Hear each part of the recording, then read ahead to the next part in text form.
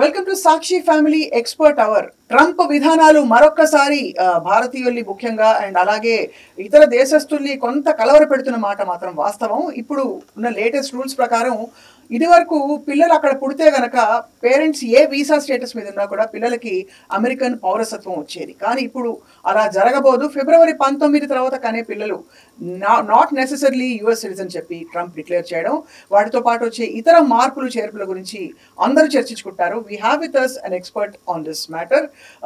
Fly high consultancy ద్వారా చాలా మంది వేల మంది విద్యార్థులకి ప్రతి సంవత్సరం అక్కడ యూనివర్సిటీ అడ్మిషన్ కల్పించడంతో పాటు అమెరికాకి సంబంధించిన వ్యవహారాలపై ఎక్స్పర్ట్ గతంలో కూడా చాలా విషయాలు క్లారిఫై చేశారు. పిల్లలకి వీసాలు రిజెక్ట్ అయినప్పుడు వాళ్ళు తిరిగి వచ్చినప్పుడు కూడా యష్ పాల్ ఉన్నారు మనతోటి. Hi Yash, thank you for joining అస్.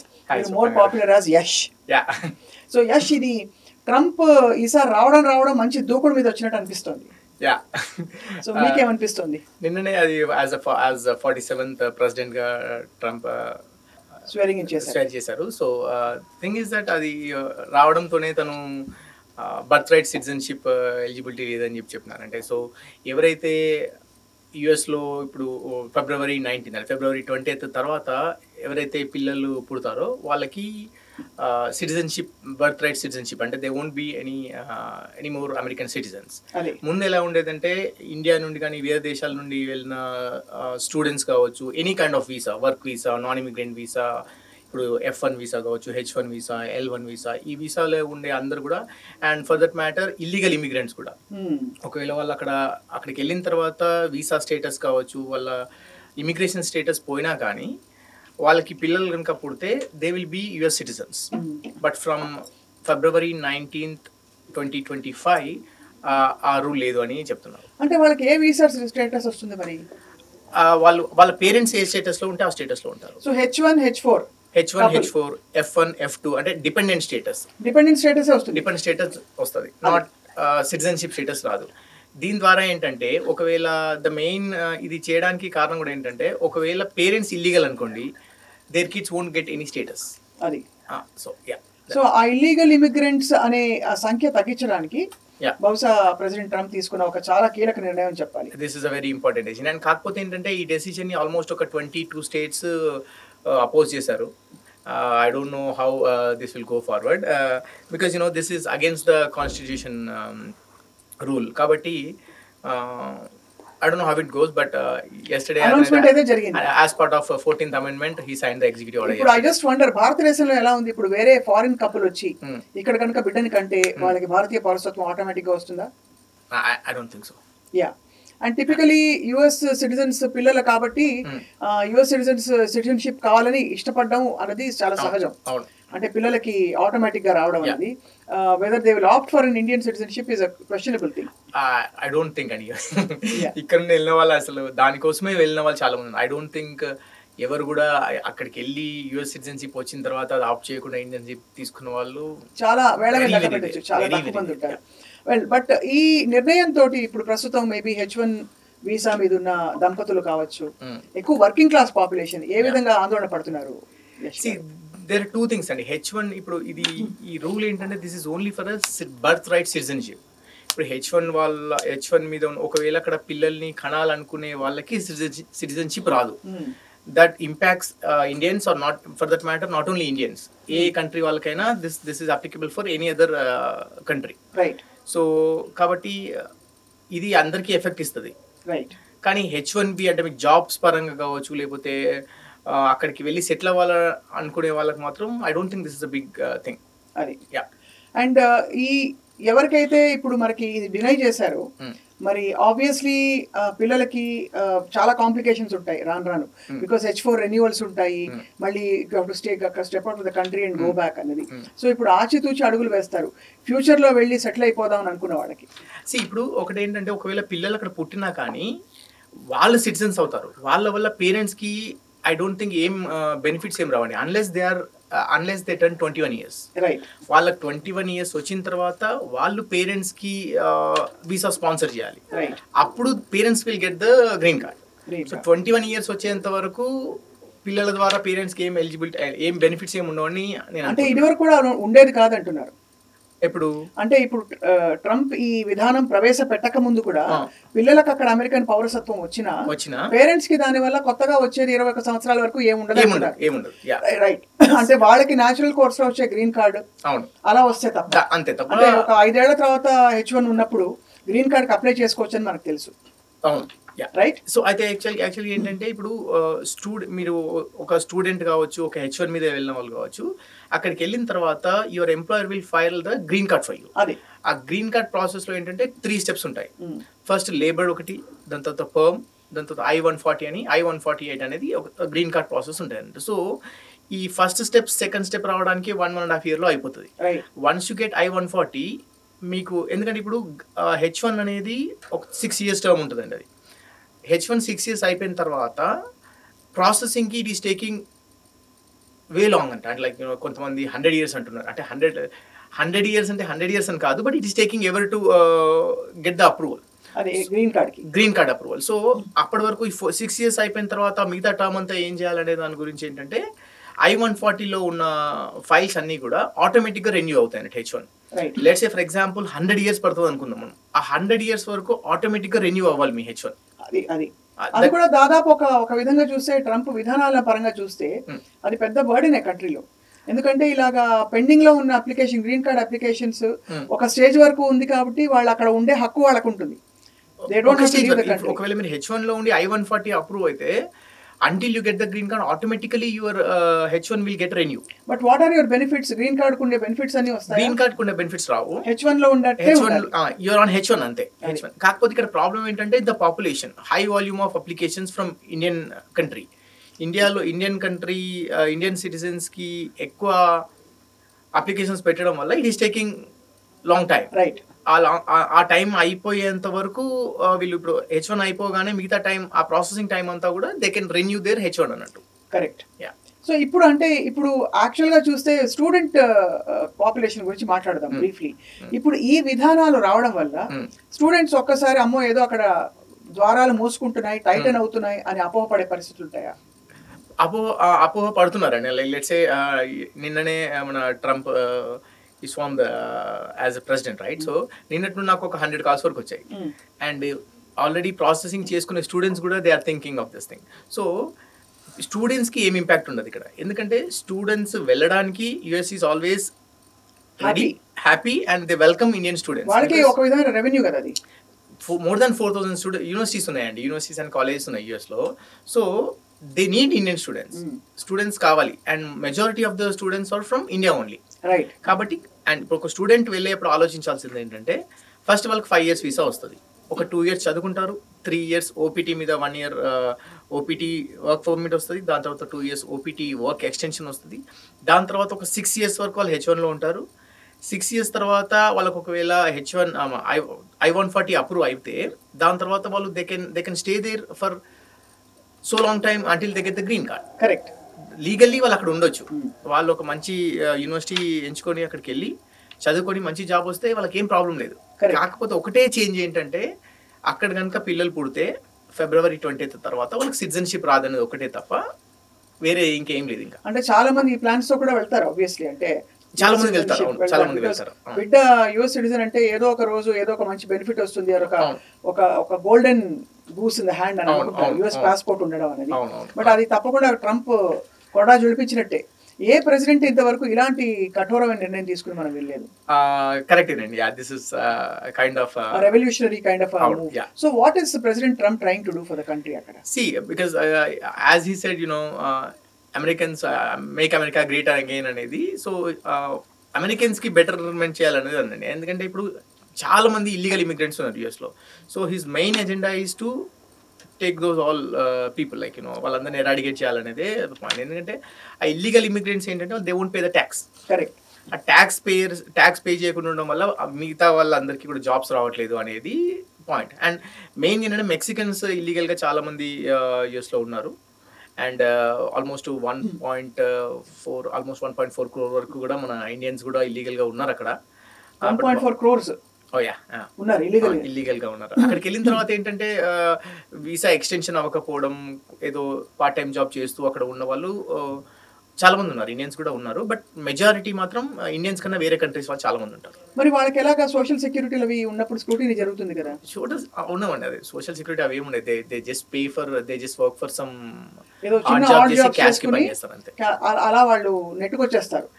నాకు తెలిసిన చాలా మంది ఉన్నారు, వాళ్ళ పాస్పోర్ట్ కూడా ఎక్స్పైర్ అయిపోతుంది. అంటే ఐ మీన్ టు సే ఒక 15-20 years నుండి ఉన్న వాళ్ళు కూడా ఉన్నారు అక్కడ.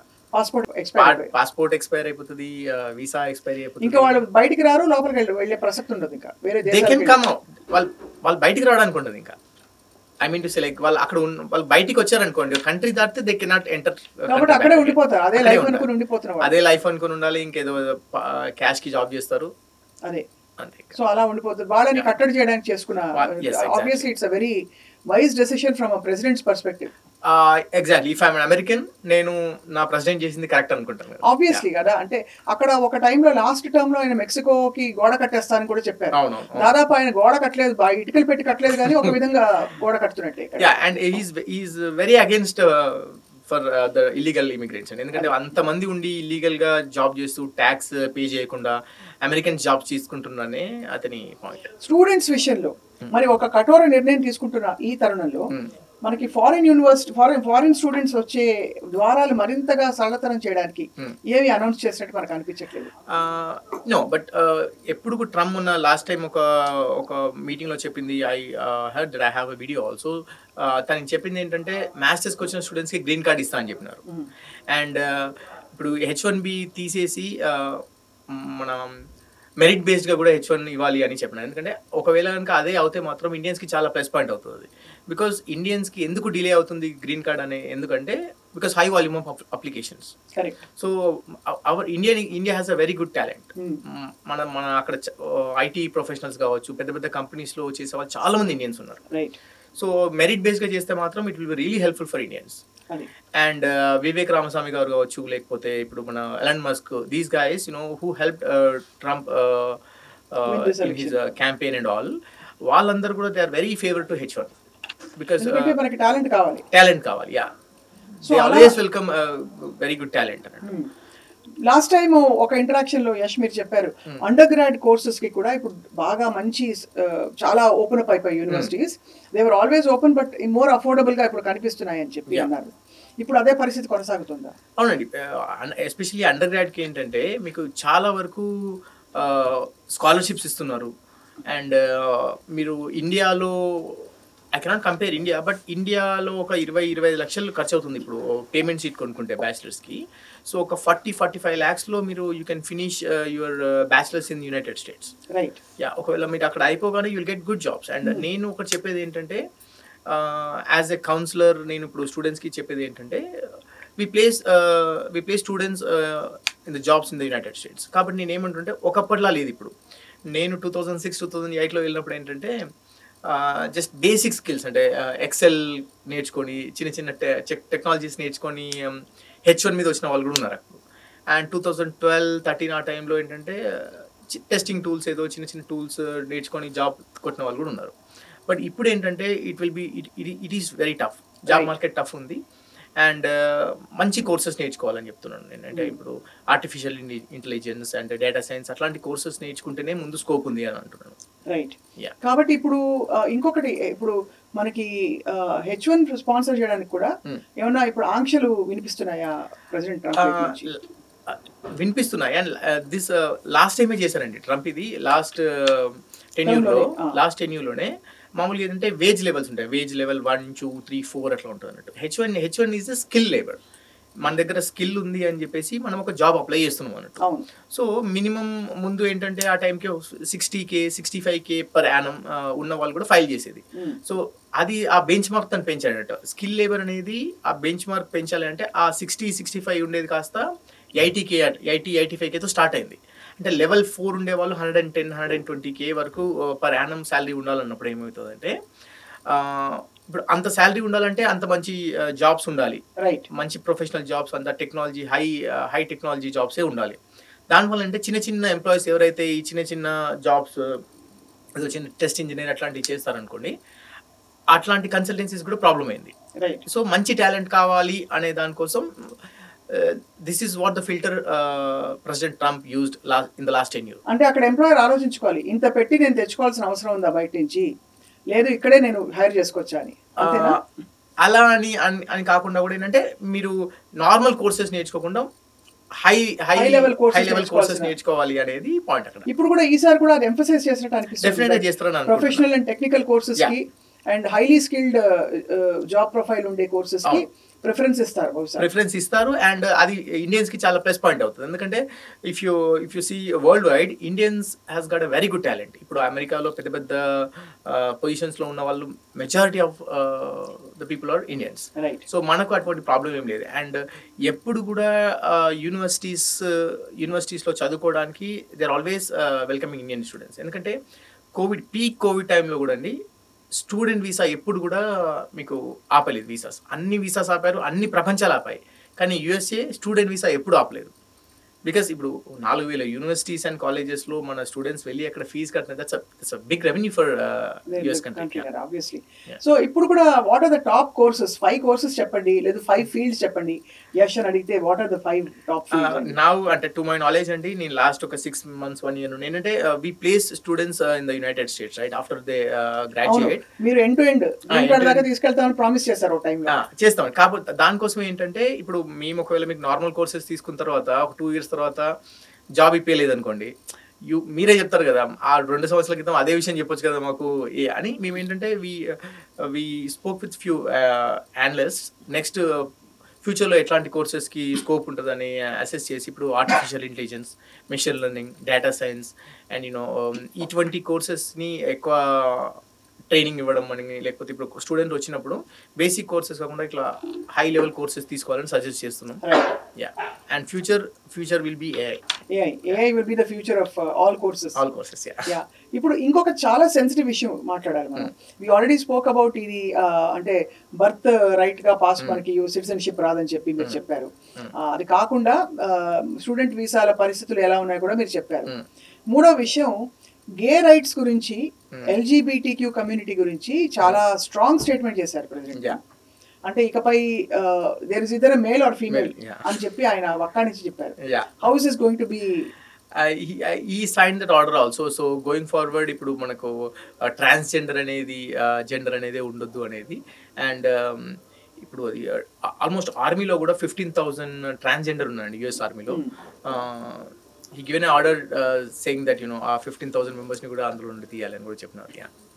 మరి ఏ విధంగా అది ప్రభావితం చేయబోతోంది అంటే అమెరికా ఒక చాలా లిబరల్ కంట్రీ అనే ఇమేజ్ నుంచి ఇప్పుడు దాదాపు కట్టడి చేసి గోడలు కట్టుకుని అంతా మొత్తం సెక్యూర్ చేసి మళ్ళీ ఒక విధానము, ఒక చర్చ్ గోయింగ్ అనే ఒక కన్సర్వేటిజం కొట్టొచ్చినట్టు కనిపిస్తుంది. ఇఫ్ ఐఎమ్ యుఎస్ సిటిజన్ నాకు అది ఇష్టమే కదండి. అంటే బికాజ్ ఈ ఆల్వేస్ సేస్ దట్ అంటే అమెరికన్ ఫస్ట్ అనే నినాదమే అని పట్టుకున్నాడు ఫస్ట్ నుండి కూడా. So if I'm an American, నాకు నా ప్రెసిడెంట్ చేసేది కరెక్టేనా, I'll go with my president అని అంటున్నా.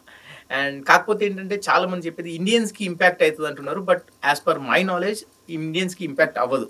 బికాజ్ ఇండియన్స్కి చాలా టాలెంట్ ఉంది, జాబ్స్కి వెళ్ళేది ఇండియన్సే, అక్కడ దానికి ఏం ప్రాబ్లం లేదు.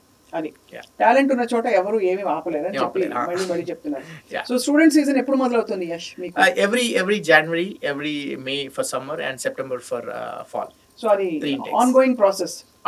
ఇప్పటికి కూడా మనకి బాగా కొత్త కోర్సులతో కొత్త పోర్టల్స్ ఓపెన్ అవుతున్నాయి, వేస్ ఆఫ్ లెర్నింగ్.